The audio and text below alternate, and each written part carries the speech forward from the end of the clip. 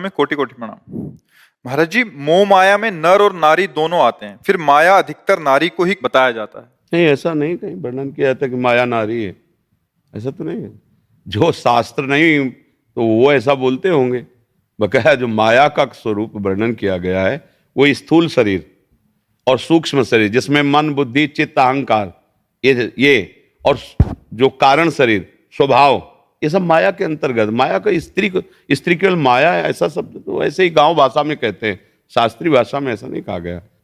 पुरुष नपुंसक नारीवा जीव चराचर कोय सर्वभाव भज कपट तज मोह पर। अगर स्त्री ही माया शास्त्रों में वर्णन होती तो मीरा जी, रत्नावती जी और बड़ी बड़ी महामहिम जो संत हुई हैं, फिर इनकी महिमा हम क्यों गाते? माया की महिमा गाएंगे क्या?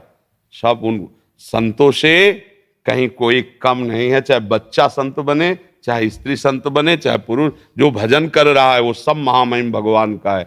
माया का मतलब है जहां शास्त्र में वर्णन है, मैं और मोर तोर तय माया जे बस कीने जीव। यहां देखो स्त्री पुरुष शब्द आया है क्या? यहां मैं और मोर तोर तय माया जे बस कीने जीव निकाया। और फिर गो गोचर जहां लघु मनु जाई सो सब माया। महाराज जी, एक जगह और सुनने में आता है औरत को नरक का द्वार भी कहा जाता है। महाराज जी, ये कथन भी औरत को नरक का द्वार नहीं कहा जाता, औरत को भोग बुद्धि से देखना नरक का द्वार है। समझ रहे? औरत का स्वरूप जो है वो हमारी माँ भी औरत है। अगर स्त्री स्वरूप है तो माँ भी है, मेरी बहन भी है, मेरी पुत्री भी है।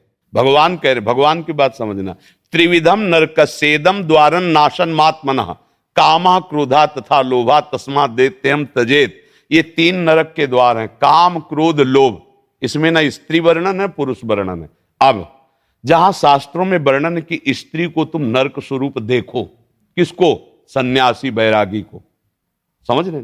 तुमने सन्यास लिया, बैराग्य लिया है, अगर तुम किसी स्त्री को भोग रूप देखते हो तो तुम्हारी दुर्गति हो जाएगी। जैसे नरक से भयभीत होता है जीव, ऐसे तू भयभीत रहे, किसी स्त्री को भोग दृष्टि से मत देखना। ये तो बड़ी अच्छी बात है। हमारी माता दृष्टि होनी चाहिए, बहन दृष्टि होनी चाहिए, पुत्री दृष्टि होनी चाहिए कि भोग दृष्टि। देखो ना, जो भोग दृष्टि किए राक्षस लोग कैसा बर्ताव माताओं बहनों से करते हैं। भोगा, मार के जला दिया, काट के फेंक दिया, ये भोग दृष्टि ही तो है। कोई ऐसा बर्ताव, तुम्हारा जैसा शरीर प्रिय है वैसे माताओं बहनों का प्रिय है, ऐसा कैसे बर्ताव कर सकता है? तो उसने भोग दृष्टि की ना, तो भोग दृष्टि की निंदा की जा रही कि तुम स्त्री को भोग्या मत मानो। ये इन्हीं से हम लोग पैदा हुए हैं, आकाश से थोड़ी पैदा हुई। यही माताएं हैं, इन्हीं से बड़े बड़े बलवान, बुद्धिमान राजा, महाराजा, ऋषि, मुनि सब इन्हीं से उपजते हैं। इनको भोग नरक का आ जाएगा तो हम सब नरक ही तो है ना, हम सब फिर नरक हुए ना, क्योंकि पैदा तो इन्हीं से हुई है ना। कोई भी महात्मा आकाश से थोड़ी उतरा है, माता से तो पैदा हुआ है, तो वो माता आप ही लोगों में तो होती है। किसी भी माता से, अच्छा कोई ऊपर से नीचे तक, चाहे लोक में देख लो या परलोक में, जननी के सिवा, अगर भगवान नारायण तो लक्ष्मी जी बगले में है, महादेव तो अंबा जी पासे में बैठी हुई, इनके बिना सत्ता ही नहीं है। शक्ति के बिना अगर वो मात्रा ऐसे न चढ़े शक्ति की, तो शिव को क्या बोलोगे? सौ। ये शक्ति ही शिव है। ऐसे ही तुम्हारे जीवन की एक साथी स्वरूप बन करके भगवान आए हैं, तुम्हें दुलार करने के लिए, तुम्हें सुख पहुंचाने के लिए। माता की तरह भोजन बना के पत्नी दुलार करती है, मित्र की तरह तुम्हें सही सलाह देकर तुम्हें सुखी करती है, सर्वस्व अपना अर्पण कर। उसको नरक कैसे? हाँ, अभी बताया कि जहां शास्त्र में लिखा उनके लिए। अब तुम वैराग्य ले लिए हो, सन्यास लिए हुए हो, और माताओं बहनों को गंदी दृष्टि से देखोगे तो क्या होगा? इसीलिए कहा गया नरकस्य नारी। हम श्लोक भी पता है हमें, ऐसा नहीं कि पता नहीं। नरकस्य नारी नरक का स्वरूप है, ऐसा समझो। किसका? जो तुम भोग दृष्टि कर रहे हो। नहीं तो क्या शास्त्र आदेश करता है? जननी समझानो पर नारी। तुम्हें माता के समान देखना चाहिए। तुम भोग रूप देखते हो, मतलब तुम स्वयं नरक के अधिकारी हो रहे हो केवल देखने मात्र से। उसका भाव समझना। अब ऐसा नहीं कि शास्त्र नारी की निंदा करते हैं, नहीं। किसी भी बहन बेटी को तुम गंदी दृष्टि से देखो, तुम्हारा सम्मान होगा क्या? तो दृष्टि तुम अपनी बदलो। मतलब तुमने नारी की तरफ भोग दृष्टि से देखा, नरक के अधिकार तुम्हारे फिट हो गए। नरकश नारी मतलब नारी को तुम भोग बुद्धि से देखा, तुम्हारा नरक का बिल पास हो गया है। तो बात समझनी है। अगर उसको ठीक समझ नहीं है तो आपकी बात को गलत ढंग से पेश करके वो फिर निंदा का कारण बन जाता है कि शास्त्रों में नारी की निंदा की। ऐसा नहीं है, सावधानी का वर्णन किया गया। भगवान श्री राम जब चल रहे हैं तो आगे जानकी जी को चलाते जंगल में।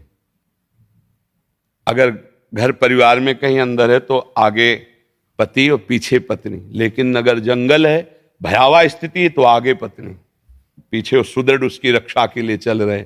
मतलब भाव को समझना है। जैसे कहा जाता है माताओं बहनों के लिए सुरक्षा अति आवश्यक है, आवश्यक है। शास्त्रों में जो कहा गया है कि उद्याने च मद्यपाने च राजद्वारे पितागृहे बिना अज्ञान गंतव्यम वरयाचति वरांगना, वो ब्याह के समय कहा जाता है कि किसी जंगल में बगीचे में कभी अकेले मत घूमना, पति को साथ लेकर ही जाना। जहां कोई मदिरा पिए बैठे हो, गंदे लोग बैठे हो, वहां से अकेले मत जाना, किसी को साथ ले लेना। कभी राज दरबार में अकेले मत जाना, किसी को साथ लेना। ये सब शास्त्र सुरक्षा के लिए, वो कमजोर या निंदास्पद बात नहीं कह रहे, सुरक्षा की। मतलब आप पढ़े लिखे हो, बहुत बढ़िया है, लेकिन चार लोग गंदी वृत्ति वाले मिल गए, अब आपको सहयोग की जरूरत है। आपका स्त्री शरीर है, तो इसीलिए कहा गया कि पति के आज्ञानुसार या दो चार व्यवस्थित ऐसे चलना। अब उसको अगर हम अवहेलना में ले कि भाई नारी भी स्वतंत्र होनी चाहिए, हाँ पढ़ने लिखने में स्वतंत्र हो, खाओ पियो स्वतंत्र हो, खूब घूमो फिरो अपने परिवार के साथ स्वतंत्र हो। तो इसीलिए जो शास्त्रों में सावधानियां वर्णन वो गलत नहीं है, उनका अर्थ गलत करके आपको बताया जाए तो आपको लगेगा कि शास्त्रों में नारी की निंदा की जा रही। ऐसा नहीं है, पूरे शास्त्रों को भगवत कृपा से जहां तक पढ़े। अब जैसे पुरुषों में सब ईमानदार थोड़ी होते हैं, ऐसे माताओं बहनों में सब अपने धर्म से चलने वाले थोड़ी होते हैं।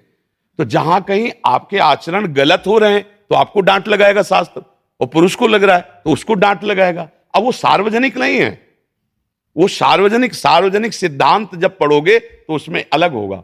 शास्त्र किसी एक का थोड़ी है, कानून अच्छा जब कानून है तो स्त्री पुरुष का कानून कोई भेद है? आप 302 करो तो आपके लिए छूट मिलेगी क्या? अगर फांसी की सजा है तो तुमको भी चढ़ा दिया जाएगा, आजीवन सजा तो तुमको भी मिल जाएगी यदि वयस्क हो। ऐसे ही शास्त्र का कानून है। तो इसलिए कभी ऐसा ना सोचे कि शास्त्र मनमानी लिखे, कहीं भी संशय हो कभी भी आकर बात कर ली जाए।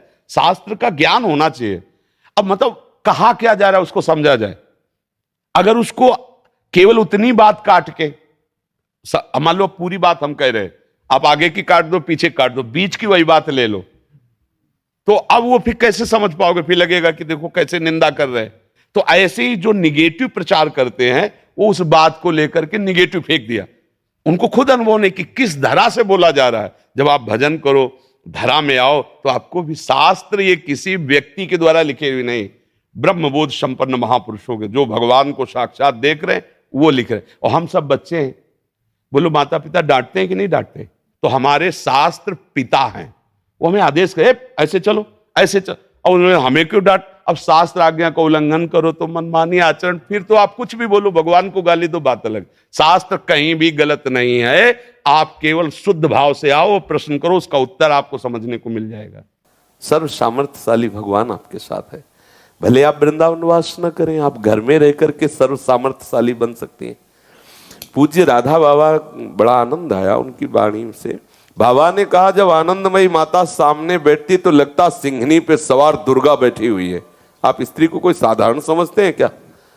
विदेशी अंग्रेजों के दांत खट्टे हो गए लक्ष्मीबाई आदि महावीर, इन वीरांगनाओं। स्त्री शरीर स्त्री है तो अपने को ऐसे मान रहे हो, फिर तो क्या होगा? हम इंतजार करें पुरुष शरीर के लिए?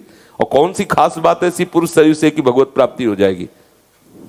बिल्कुल भ्रम, बिल्कुल भ्रम। किस बात के लिए तुम अनाधिकारी हो? हमें बताओ, किस बात के? प्रभु के अंश तुम हो, प्रभु के अंश तुम हो, किस बात में अनाधिकारी हो? किस बात में? ठीक है, आप वैराग्य धारण करके घर घर भिक्षा न मांगे, आप ऐसा, लेकिन आप भगवत प्राप्ति कर सकती हैं। आप पति का वर्ण करके गृहस्थी में रहकर सदगुरु का आश्रय लेकर, या आप जैसे आप भगवत प्राप्ति के मार्ग में कहीं भी ये शब्द ना लाइए कि मैं स्त्री हूं इसलिए भगवत प्राप्त, नहीं। बिल्कुल ऐसे ऐसे कितने उदाहरण हैं। करमेती जी वो जब यहां वृंदावन आई तो दिन में पूरा शरीर में रज लगाकर वृक्षों में रहती और रात में नीचे उतरती, यमुना जल आदि पान करके भजन करती। दंडकारण्य जैसे भयावह वन में माता सबरी का नाम गूंज गया, प्रकाश आज भी भक्तों के हृदय में सबरी नाम स्मरण करते ही होता। कितना दुलार राम जी का प्राप्त किया सबरी जी ने। बड़े बड़े योगी जन जिनका ध्यान करते हो जूठे बेर खा रहे हैं, आप विचार करके देख लीजिए। विदुरानी जी की प्रीति देख लीजिए, मीरा जी की प्रीति, गंगा यमुना बाई, करमठी बाई, श्री रत्नावती, एक यहाँ भाग मतलब भरमार है। अरे पति के साथ रहते हुए भगवान को 6-6 महीने का बालक बना दिया। कोई योगी ऐसा हुआ है आज तक जैसा माता अनसुईया ने कर दिखाया। 6-6 महीने पूरे सृष्टि के विधान के ईश्वरों को पालने में झुला दिया। आश्चर्य के खोपड़ी खराब कर दी विधि के विधान की। आप सोचो कैसे विचित्र खेल इन दैवी शक्तियों का। धर्मराज की बुद्धि पूरे सृष्टि का निर्णायक विधान करने वाला, और सावित्री जी ने चक्कर में डाल दिया, उसको चक्कर में डाल दिया। इसलिए कभी ऐसी कमजोरी वाली बात तो स्वीकार ही ना करें। और दूसरी बात, ये पोशाक है। शरीर स्त्री शरीर, पुरुष शरीर पोशाक है। सच्चिदानंद तत्व दोनों में समान है। भगवत प्राप्ति करना परम लाभ है, परम लक्ष्य है। इसमें कोई भी बातें न की जाए, नहीं तो हम कमजोर हो जाते हैं कि अगर मैं स्त्री ना होती तो भगवत, ऐसा नहीं है। अगर ऐसा किया तो बहुत बड़ी हानि हो जाएगी। इस जन्म में हम किसी भी तरह से हम अपने को अपने प्रीतम प्रभु से विमुख नहीं कर सकती। हमारा मार्ग, हाँ, अगर शरीर संबंधी कुछ चेष्टाएं हैं, कुछ मर्यादाएं हैं, उनको पालन करते हुए आराम से भगवत प्राप्ति की जा सकती है। आप गृहस्थी हैं, पति के अनुशासन में रह करके उस तरह से भजन कीजिए। पर भगवत प्राप्ति का सबका अधिकार है। ऐसा कहीं नहीं है कि तुम स्त्री हो तुम भजन नहीं कर सकती, भगवत प्राप्ति नहीं कर सकती, ऐसा कहीं सिद्धांत नहीं। लोक व्यवहार की बात मत सुनो। लोक व्यवहार में तो किसी की भी कोई निंदा कर सकता है। हमें सत्य मार्ग का अनुसरण करते हुए आगे बढ़ना है। ये बिल्कुल स्वीकार नहीं करना कि हम गृहस्थ हैं, कि हम स्त्री हैं, कि हम, बिल्कुल भगवत मार्ग में आगे चलो। प्रभु आपका स्वागत करने के लिए खड़े हैं। ये पोशाकें हैं, हमारा स्वरूप नहीं।